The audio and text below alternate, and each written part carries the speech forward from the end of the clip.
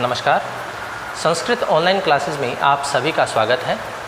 पिछली क्लास में हमने छंद प्रकरण के अंतर्गत 12 वर्णों वाले जो छंद हैं हमारे, जैसे वंशस्थ छंद, भुजंग पर्यात छंद और द्रुत विलंबित छंद, इनके ऊपर हमने चर्चा की थी, इनके लक्षणों के बारे में जाना था और उदाहरण के माध्यम से हमने इनको स्पष्ट किया था। आज हम आगे के जो हमारे कुछ छंद हैं उनको लेकर के हम चर्चा करेंगे। तो आइए शुरू करते हैं। आज का जो हमारा पहला छंद है वो है वसंत तिलका।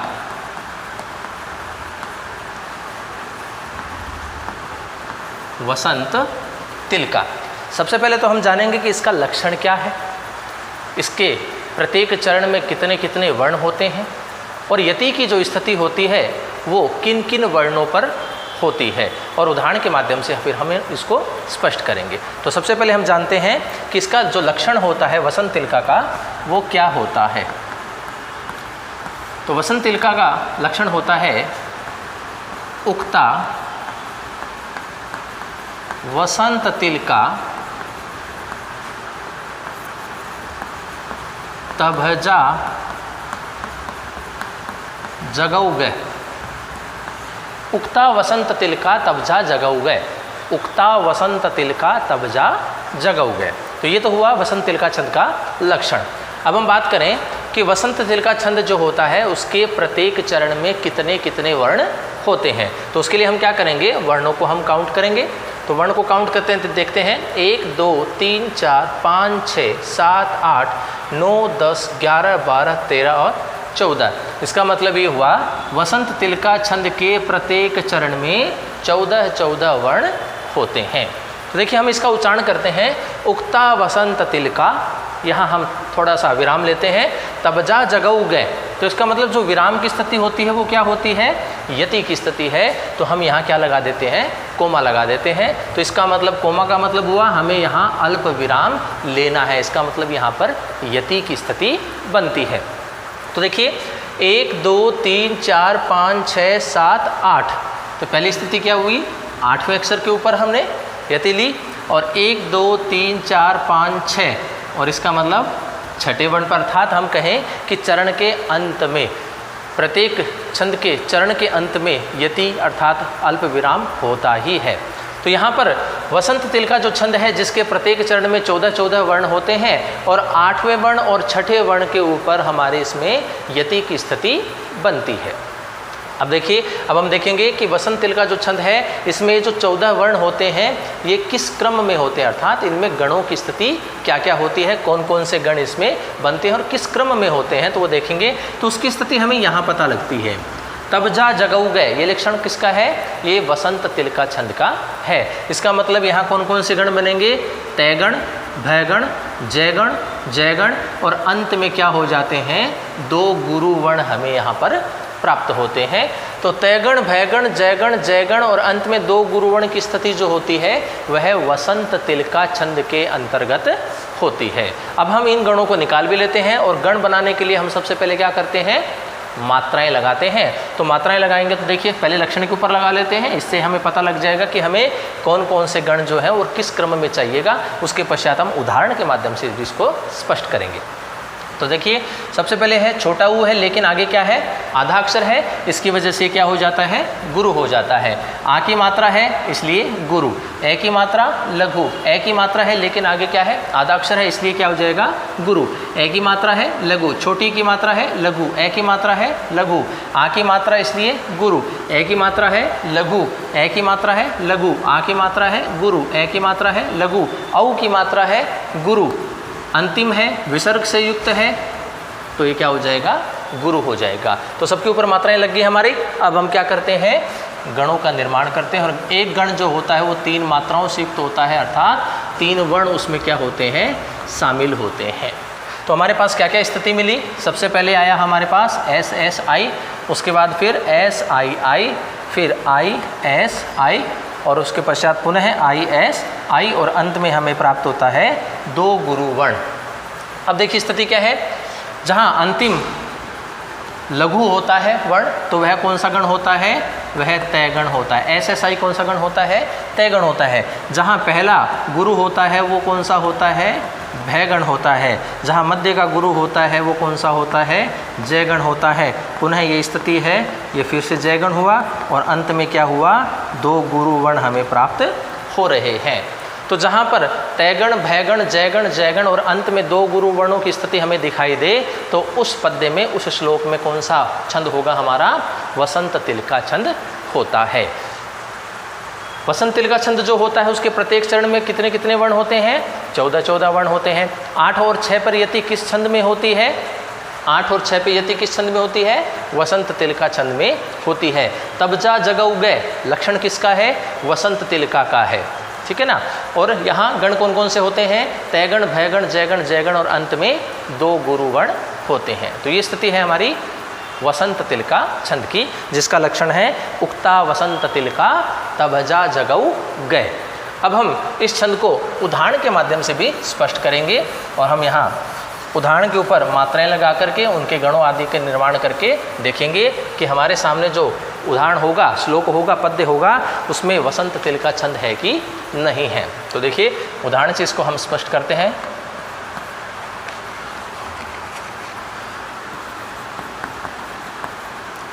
याते कतो तोस्त शिखरम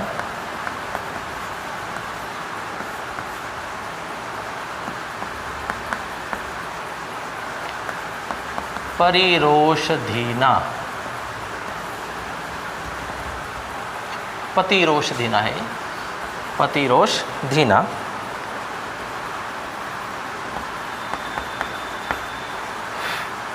माविष्कृतो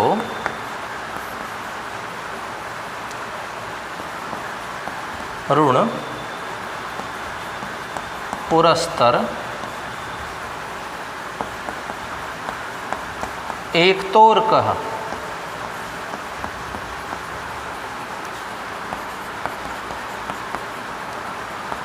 तेजोद्वयस्य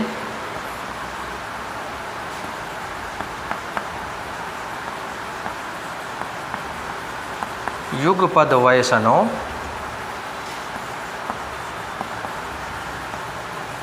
दयाभ्याम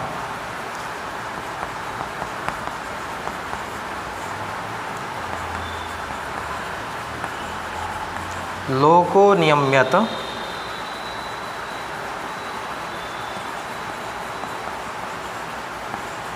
इवांत दशांत तरेषु। तो ये हमारे सामने एक उदाहरण है, पद्य है, जिसमें हम देखेंगे कि इसमें वसंत तिल का छंद है कि नहीं है। तो किसी भी छंद का पता लगाने के लिए सबसे पहले हम क्या करते हैं? उनमें हम वर्णों को काउंट करते हैं। तो देखिए वर्णों को काउंट करेंगे। 1 2 3 4 5 6 7 8 9 10 11 12 13 और 14। 14 हुआ तो इसका मतलब यहाँ पर वसंत तिल का छंद हो सकता है ना। और सटीक जानकारी तो हमें जब हम गण बनाएंगे मात्रा आदि लगा करके तब हमारा यहाँ स्पष्ट हो जाएगा कि इसमें वसंत तिल का छंद है कि नहीं है। अभी 14 वर्ण होते हैं तो ये वसंत तिल का छंद हो सकता है। 1 2 3 4 5 6 7 8 9 10 11 12 13 और 14। 1 2 3 4 5 6 7 8 9 10 11 12 13 और 14। 1 2 3 4 5 6 7 8 9 10 11 12 13 और 14। तो पहला चरण का हम काउंट करते हैं तो उससे भी हमें पता लग जाता है, कहीं कोई गलती नहीं हो, इसलिए हम क्या करते हैं? चारों चरणों में ही वर्णों को देख लेते हैं। 14 वर्ण है प्रत्येक चरण में, इसका मतलब यहाँ वसंत तिल का छंद हो सकता है। अब हम क्या करेंगे? गणों का निर्माण करेंगे और गणों का निर्माण करने के लिए सबसे पहले हम मात्राएं लगाएंगे। तो मात्राएं लगाने के लिए देखिए सबसे पहले क्या है, यहाँ पे आ की मात्रा है इसलिए क्या हो जाएगा? ये गुरु हो जाएगा।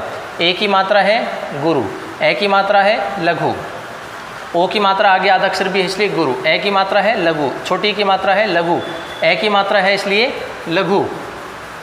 उसके बाद अनुस्वार से युक्त है इसलिए क्या हो जाएगा? ये गुरु। ए की मात्रा है लघु, छोटी की मात्रा है लघु, ओ की मात्रा है गुरु, ए की मात्रा है लघु, बड़ी की मात्रा है गुरु और आ की मात्रा और अंतिम भी है इसलिए क्या हो जाएगा? ये गुरु हो जाएगा।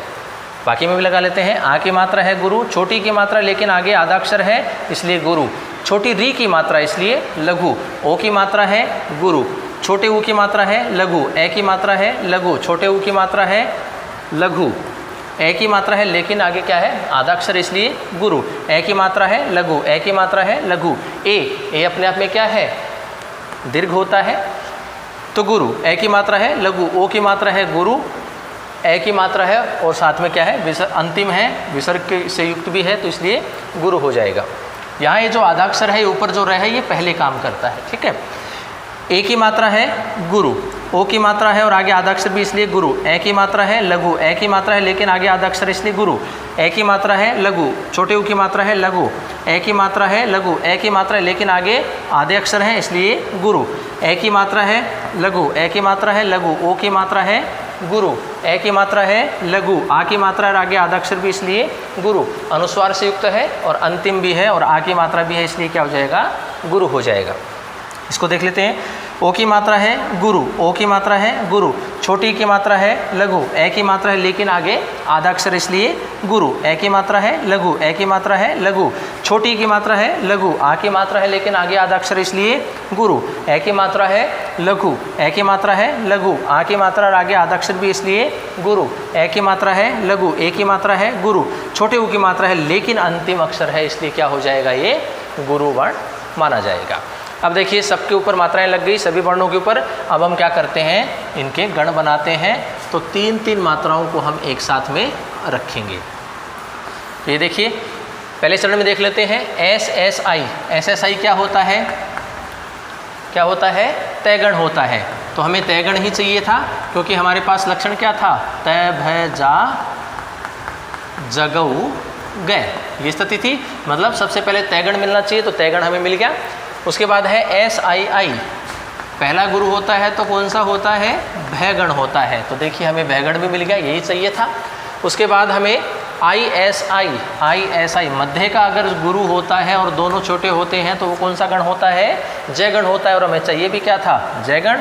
उसके बाद पुनः आई एस आई आ गया, इसका मतलब वापस से हमें जयगण मिल गया है जो कि हमें चाहिए था। और अंत में देखिए दो गुरुवर्ण बचे हुए हैं और दो गुरुवर्ण ही हमें चाहिए थे, इसलिए इसका मतलब यहाँ पर कौन सा छंद है इस पद्य में वसंत तिल का छंद है। S S I S I I S I दो गुरुवर्ण, S S I S I और दो गुरुवर्ण, S S I S I और अंत में दो गुरुवर्ण। तो सारी जो हमारी पंक्तियां हैं चरण जो हैं उनमें एक समान ही तयगण भयगण जयगण जयगण और अंत में दो गुरुवर्ण इसी क्रम में प्राप्त हो रहे हैं। इससे तात्पर्य ये हुआ कि ये जो हमारा पद्य है इसके अंतर्गत निश्चित रूप से ही वसंत तिल का छंद है। तो ये है हमारा वसंत तिल का छंद जिसके प्रत्येक चरण में 14-14 वर्ण होते हैं। 8 और 6 पर यति वसंत तिल का छंद में होती है। तब जा जगऊ गए ये वसंत तिल का छंद का लक्षण है, अर्थात तयगण भगण जयगण जयगण और अंत में दो गुरु वर्णों की स्थिति जो होती है वह वसंत तिल का छंद में होती है। तो ये था हमारा वसंत तिल का छंद 14 वर्णों का प्रत्येक चरण में। अब हम अगला जो हमारा छंद है उसको लेकर के चर्चा करेंगे।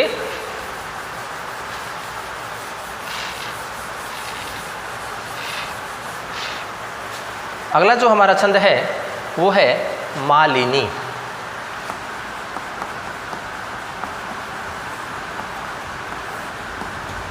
अगला जो हमारा छंद है वो है मालिनी। तो मालिनी जो छंद है सबसे पहले हम उसके लक्षण की बात करेंगे कि मालिनी छंद जो होता है वो किस प्रकार का होता है, जिसकी जानकारी हमें कहाँ से मिलती है उस छंद के लक्षण से मिलती है। तो सबसे पहले हम बात करते हैं मालिनी छंद के लक्षण की। और मालिनी छंद का जो लक्षण होता है वह होता है न न म य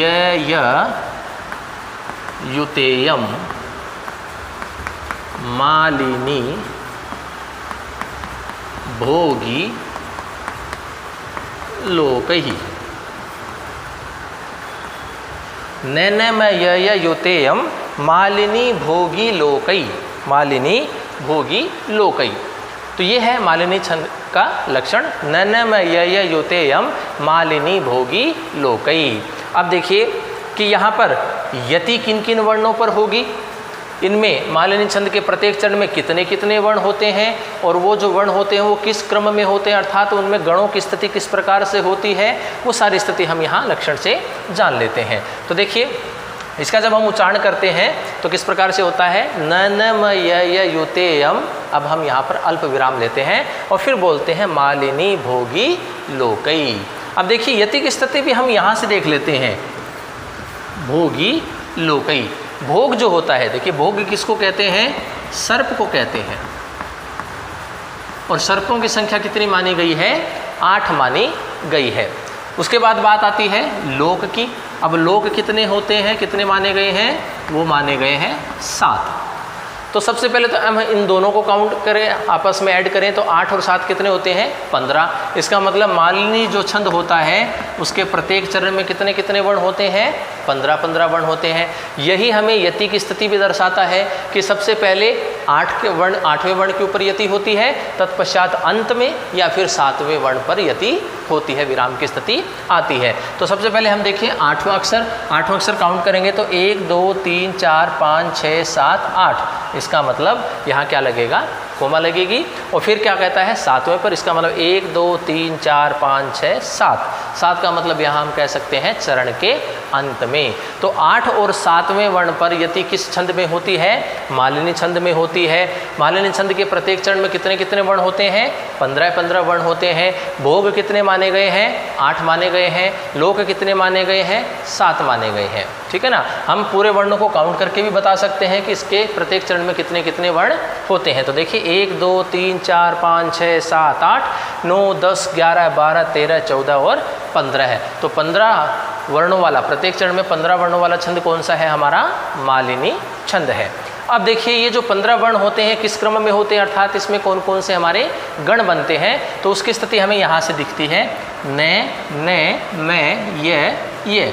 कितने गण हो गए, 5 गण हो गए। एक गण में 3 अक्षर होते हैं, 3 मात्राएं होती है, तो 5 × 3 करेंगे, 5 को 3 से गुणा करेंगे तो कितने आते हैं, 15 आते हैं। तो इन गणों के माध्यम से भी हम कुल वर्णों की संख्या अर्थात प्रत्येक चरण में हम उसका भी पता लगा सकते हैं। तो यहाँ गण कौन कौन से बनेंगे, नैगण नैगण मैगण यगण और ये गण। ये इसी क्रम में यदि होते हैं, न मैं ये लक्षण किसका है, मालिनी छंद का है। न मैं ये लक्षण किसका हुआ, मालिनी छंद का हुआ।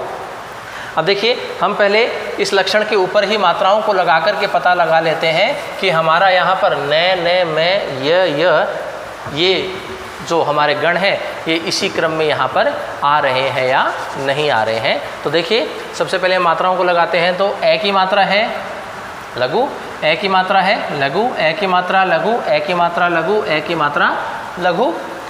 छोटे ऊ की मात्रा लघु, ए की मात्रा है गुरु, अनुस्वार से युक्त है इसलिए गुरु। आ की मात्रा है गुरु, छोटी की मात्रा है लघु, बड़ी की मात्रा इसलिए गुरु। ओ की मात्रा इसलिए गुरु, छोटी की मात्रा है लघु, ओ की मात्रा है गुरु। आई की मात्रा है विसर्ग से युक्त है, अंतिम भी है, इसलिए क्या हो जाता है, ये गुरु हो जाता है। अब देखिए मात्राएं लग गई पूरे लक्षण के ऊपर, प्रत्येक वर्ण पर। अब हम क्या करते हैं, इनके 3-3 के इस तरह से गण बना लेते हैं। तो देखिए जहाँ तीनों ही वर्ण कैसे हों, लघु होते हैं, तो वो कौन सा गण होता है, वो नय गण होता है। पुनः देखिए तीनों ही लघु हैं, इसका मतलब ये भी कौन सा गण हो गया, हमारा नय गण हो गया। जहाँ तीनों ही गुरु होते हैं वो कौन सा गण होता है, वो मय गण होता है। और फिर देखिए पहला जो लघु होता है तो वो कौन सा गण होता है, यह गण होता है। फिर पुनः देखिए ISS यही स्थिति है, तो ये कौन सी स्थिति हुई, ये यह गण की हुई। देखिए हमें कौन कौन से गण मिले, नैगण नैगण मैगण यगण और ये गण। और हमें चाहिए क्या था, नैगण नैगण मैगण यगण और ये गण। इसका मतलब हमारे सामने जो पंक्ति लिखी हुई है, जो चरण लिखा हुआ है, इस चरण में, इस पंक्ति में कौन सा छंद है, मालिनी छंद है। इसके प्रत्येक चरण में अर्थात इसमें 15 वर्ण है और इनके गणों की स्थिति नैगण नैगण मैगण यगण और ये गण की स्थिति हमें यहाँ पर दिखाई दे रही है। और 8 और 7 के ऊपर भी हमें यहाँ यति दिखाई दे रही है, इसलिए यहाँ कौन सा छंद है, मालिनी छंद है। अब हम इस छंद को उदाहरण से स्पष्ट करेंगे। उदाहरण के माध्यम से हम गण बनाते हैं और पता लगाएंगे कि जो हमारे सामने उदाहरण होगा उसमें मालिनी छंद है कि नहीं है तो किस प्रकार है, अर्थात हम गणों की स्थिति को वहाँ पर जानेंगे। तो देखिए उदाहरण है,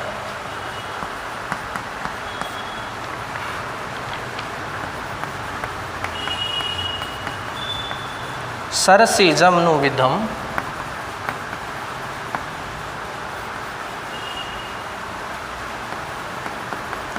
शैव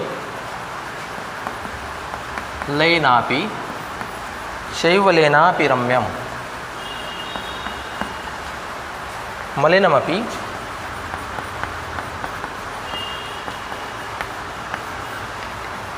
हिमाम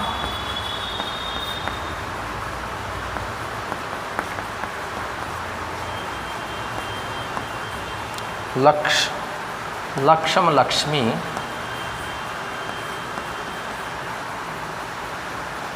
तनोति।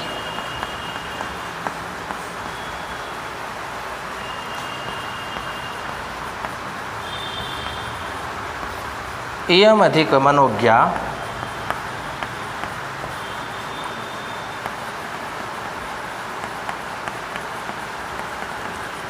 वल्कलेनापि तन्वी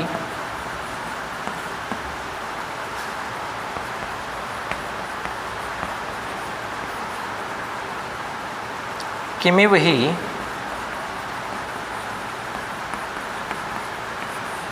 मधुराणां मंडनम नाकृतीनाम।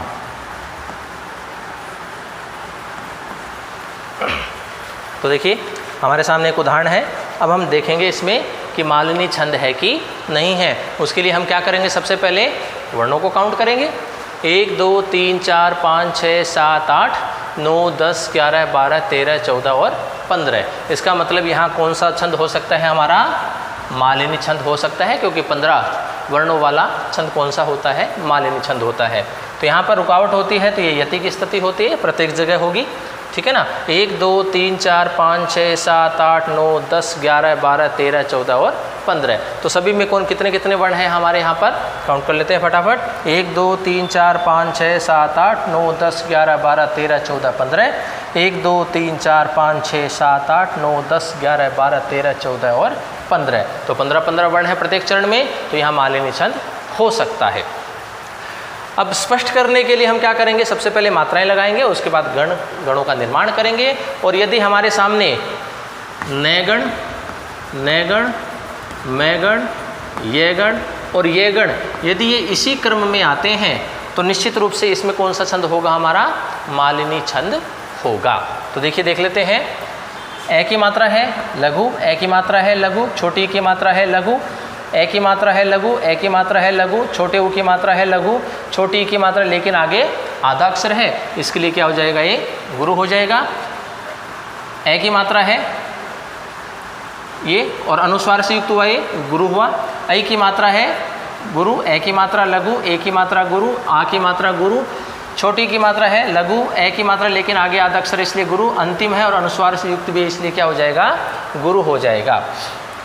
ए की मात्रा है लघु, छोटी की मात्रा लघु, ए की मात्रा लघु, ए की मात्रा लघु, छोटी की मात्रा लघु, छोटी की मात्रा लघु, आ की मात्रा और अनुस्वार से युक्त इसलिए गुरु, ओ की मात्रा है गुरु, ए की मात्रा है लेकिन आगे आधा अक्षर इसलिए गुरु, ए की मात्रा है लघु, ए की मात्रा लेकिन आगे संयुक्त अक्षर है इसलिए क्या हो जाएगा, गुरु, बड़ी की मात्रा इसलिए गुरु, ए की मात्रा लघु, ओ की मात्रा गुरु, छोटी की मात्रा लेकिन अंतिम होने के कारण क्या हो जाएगा, गुरु हो जाएगा।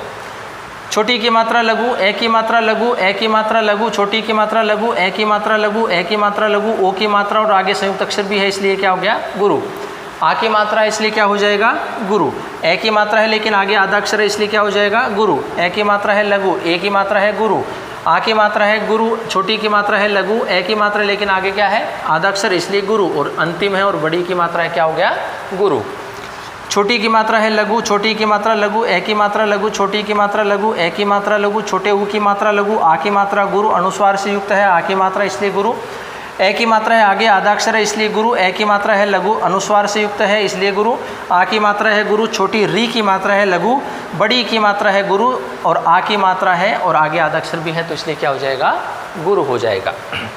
सबके ऊपर मात्राएं लग गई। अब हम क्या कर देंगे, इसका गणों का निर्माण करेंगे। और गणों का निर्माण करने के लिए देखिए हम क्या करते हैं, 3-3 के इस तरह से हम यहाँ इसके ग्रुप बनाते हैं। ठीक है, तो सबसे पहले देखिए आई आई आई, हमें क्या चाहिए था, जहाँ तीनों ही वर्ण क्या हो, लघु हो, वो कौन सा गण होता है, वो नय गण होता है। उसके पश्चात देखिए तीनों ही वापस क्या है, लघु है, इसका मतलब ये भी कौन सा गण हो गया, नय गण हो गया। तीनों ही कौन से हैं, गुरु वर्ण है, तो ये कौन सा गण हो गया हमारा, मय गण हो गया। पहला लघु है और अंतिम दोनों ही गुरु हैं, तो कौन सा गण हो गया हमारा, ये गण हो गया। और फिर बाद में पुनः यही है कि पहला लघु है और बाद में क्या है, दोनों ही गुरु हैं, इसलिए कौन सा वर्ण हुआ हमारा, ये गण हुआ।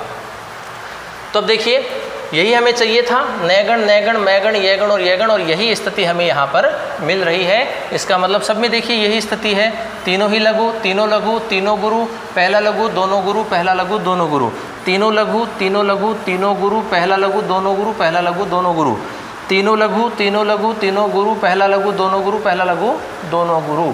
इसका मतलब यहाँ इस पद्य में, इस श्लोक में कौन सा छंद हुआ हमारा, मालिनी छंद हुआ। तो ये स्थिति है हमारी मालिनी छंद की। मालिनी जो छंद है इसका लक्षण होता है न म य युतेयम मालिनी भोगी लोकई।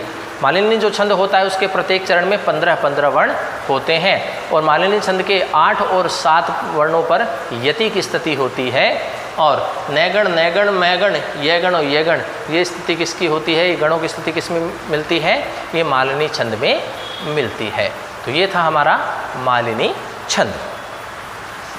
अब हम बात करते हैं आगे जो हमारा छंद है उसको लेकर के चर्चा करेंगे।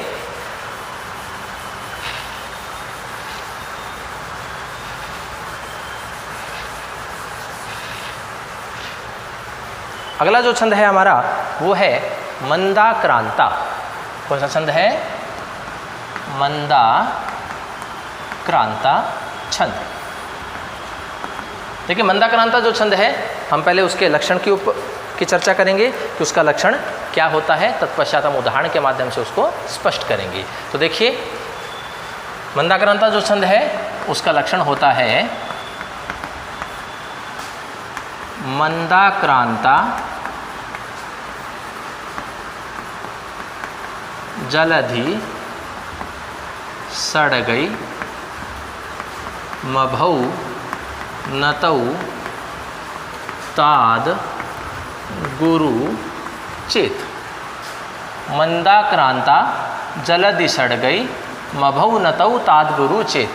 मंदाक्रांता जलधि सड़गई मभौ नतौ ताद गुरु चेत। तो ये किसका लक्षण हुआ हमारा, मंदाक्रांता छंद का लक्षण हुआ। अब हम बात करेंगे मंदाक्रांता जो छंद होता है उसके प्रत्येक चरण में कितने कितने वर्ण होते हैं। तो हम वर्णों को काउंट करें या फिर यति की स्थिति देखें या फिर इसमें जो लक्षण में लिख रखा है उनके आधार पर हम करें। तो देखिए यहाँ पर क्या लिख रखा है, जलधि।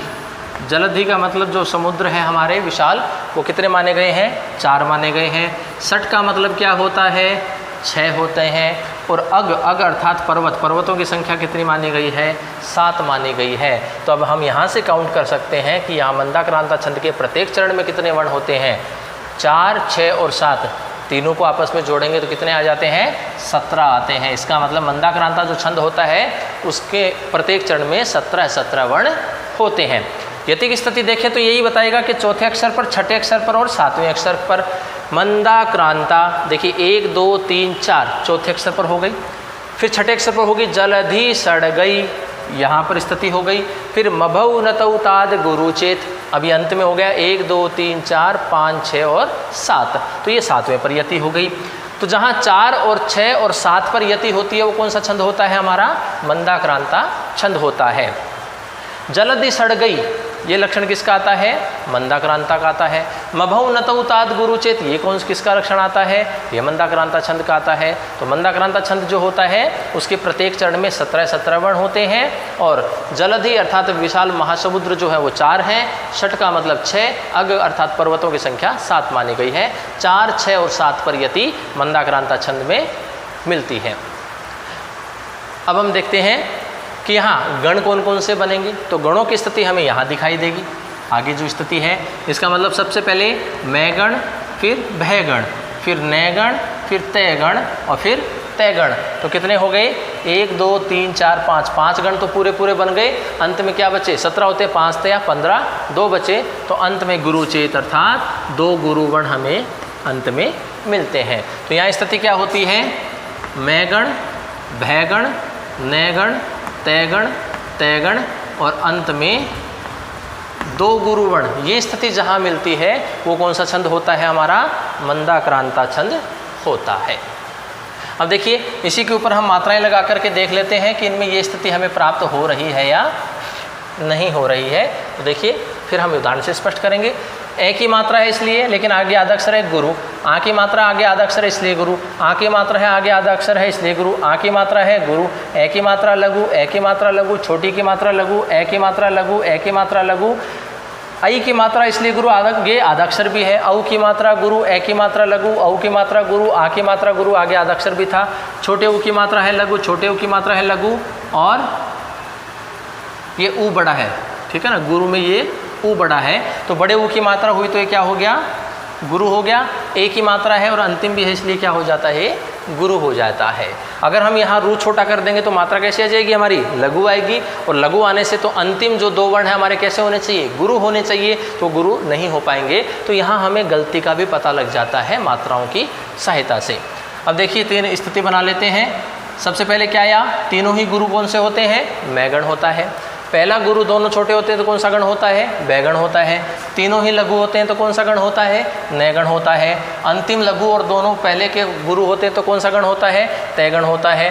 अंतिम लघु और दोनों प्रारंभ के गुरु होते हैं तो कौन सा गण होता है, तैगण होता है। और अंत में देखिए क्या बच गए, 2 गुरु वर्ण हमारे यहाँ पर शेष हैं। इसका मतलब इस पंक्ति में हमारा कौन सा छंद है, मंदाक्रांता छंद है। अब हम उदाहरण के माध्यम से इसको स्पष्ट करेंगे कि यहाँ पर जो हमारा उदाहरण होगा उसमें मंदाक्रांता छंद है कि नहीं है। तो देखिए उदाहरण के माध्यम से हम इसको स्पष्ट कर लेते हैं।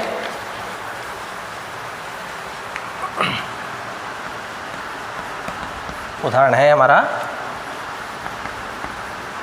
कश्चित कांता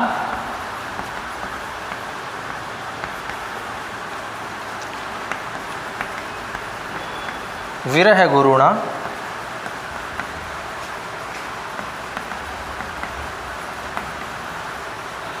स्वाधिकरात प्रमत्तः।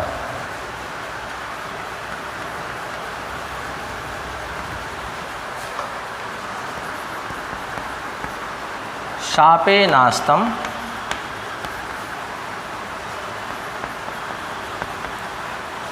गमित महिमा वर्ष भोग्येन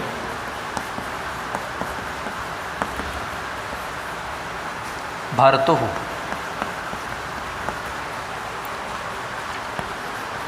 यक्षश्चक्रे जनकतनया स्नान पुण्योदकेषु।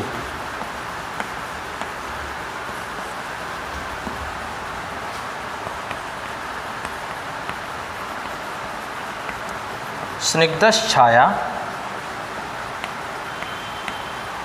तरुषु वस्तीं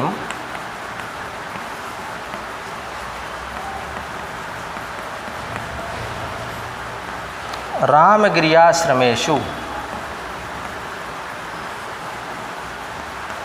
तो देखिए ये हमारे सामने एक उदाहरण है। अब हम इसमें देखेंगे कि हमारा मंदाक्रांता जो छंद है वो इसमें हमारे है या नहीं है। तो सबसे पहले हम क्या करेंगे, वर्णों को काउंट करेंगे। तो अगर 17 वर्ण आता है तो हमारा यहाँ मंदाक्रांता छंद हो सकता है। तो देखिए पहले काउंट करते हैं, एक ही छंद को काउंट कर लेते हैं। 1 2 3 4 5 6 7 8 9 10 11 12 13 14 15 16 और 17। तो 17 वर्ण है हमारे यहाँ चरण में, तो इसका मतलब यहाँ मंदाक्रांता छंद हो सकता है। अब हम क्या करेंगे, यहाँ पर मात्राओं का निर्माण करेंगे और फिर गण बना करके देखेंगे।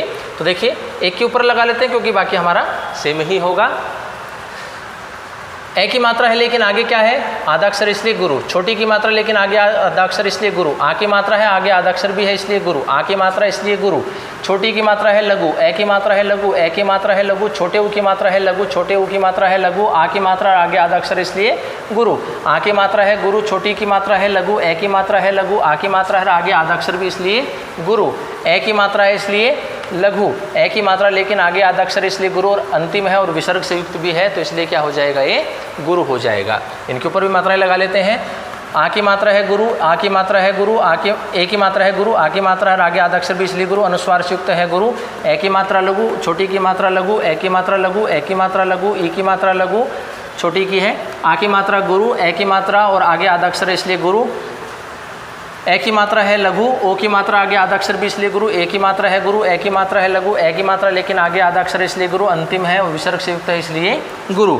ए की मात्रा लेकिन आगे संयुक्त अक्षर, इसलिए गुरु। ए की मात्रा है लेकिन आगे आधा अक्षर, इसलिए गुरु। ए की मात्रा लेकिन आगे आधा अक्षर है, इसलिए गुरु। ए की मात्रा इसलिए गुरु। ए की मात्रा है लघु, ए की मात्रा लघु, ए की मात्रा लघु, ए की मात्रा लघु, ए की मात्रा लघु। आ की मात्रा गुरु, आगे आधा अक्षर भी है, इसलिए भी। आ की मात्रा है गुरु, ए की मात्रा लघु, छोटे ऊ की मात्रा लेकिन आगे आधा अक्षर, इसलिए गुरु। ओ की मात्रा है गुरु, ए की मात्रा लघु, ए की मात्रा है गुरु, छोटे ऊ की है लेकिन अंतिम है, इसलिए गुरु। छोटी की मात्रा लेकिन आगे आधा अक्षर, इसलिए गुरु। ए की मात्रा लेकिन आगे आधा अक्षर है, गुरु। आ की मात्रा है गुरु, आ की मात्रा है गुरु, ए की मात्रा है लघु, छोटे ऊ की मात्रा है लघु, छोटे ऊ की मात्रा लघु, ए की मात्रा लघु, ए की मात्रा लघु। ई की मात्रा लेकिन अनुस्वार से युक्त है, इसलिए गुरु। आ की मात्रा है गुरु, ए की मात्रा है लघु, ए की मात्रा है लेकिन आगे आधा अक्षर, इसलिए गुरु। आ की मात्रा है आगे संयुक्त अक्षर, इसलिए भी गुरु। ए की मात्रा है लघु, ए की मात्रा है गुरु, छोटे ऊ की मात्रा है लेकिन आगे अंतिम है, इसलिए क्या हो जाएगा, गुरु हो जाएगा। तो मात्राएं हमारी सब पे लग गई है। अब हम क्या बना लेते हैं, इनका गण बना लेते हैं। 3-3 की हमारी इस तरह से ग्रुप बना लेते हैं। तो देखिए हमारे पास स्थिति क्या मिली है, तीनों ही गुरु हैं, तो हमारा कौन सा गण हो गया, मैं गण हो गया। पहला गुरु है, दोनों लघु हैं, तो कौन सा गण हो गया, भय गण हो गया। तीनों ही क्या है, लघु है, इसका मतलब कौन सा गण हो गया, नय गण हो गया। अंतिम लघु है, दोनों गुरु है, इसलिए कौन सा गण हो गया, तय गण हो गया। और फिर ISI, लेकिन अंतिम है। यहाँ एक गलती हो रही है अपने से, कहीं ना कहीं कारात्मक है ना, ये का है, का होने से ये क्या हो जाएगा, गुरु हो जाएगा, क्योंकि यहाँ 2 तय होने चाहिए, इसलिए पहला तय SSI और पुनः SSI। तो देखिए यहाँ गलती हुई, मात्रा की वजह से गण बनाने में हमें दिक्कत हुई कि पता लगा कि यहाँ हमारा कुछ ना कुछ गलती है। तो ये आ की मात्रा थी, इसलिए गुरु हुआ, तो ये तयगण हुआ। और अंत में क्या आ गया, 2 गुरु वर्ण हमारे यहाँ बसते हैं। इसका मतलब यहाँ इस पद्य में निश्चित रूप से ही कौन सा छंद है, हमारा मंदाक्रांता छंद है। तो ये स्थिति थी हमारी मंदाक्रांता छंद की।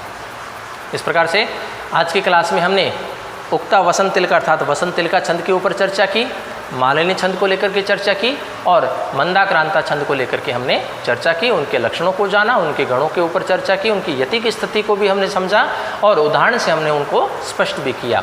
तो आगे के जो हमारे कुछ छंद हैं उनको लेकर के चर्चा हम अगली कक्षाओं में करेंगे। आज की क्लास में इतना ही, धन्यवाद।